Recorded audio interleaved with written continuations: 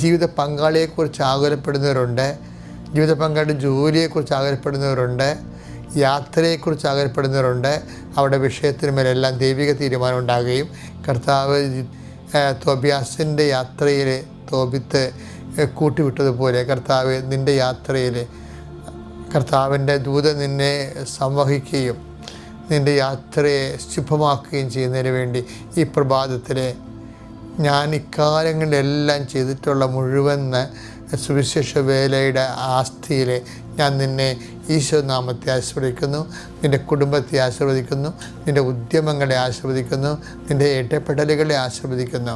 കർത്താവെ, നിൻ്റെ കരുണ തോന്നണമേ. കർത്താവെ, ഇന്ന് ഒരു സ്ഥലത്ത് ചെല്ലുമ്പോൾ ആ സ്ഥലത്ത് തടസ്സമായി നിൽക്കുന്ന വ്യക്തികളുണ്ടാകാം, നിൻ്റെ സംസാരങ്ങൾക്ക് എതിരെ നിൽക്കുന്നവരുണ്ടാകാം, നിൻ്റെ തീരുമാനങ്ങളെ മുടക്കണമെന്നുള്ള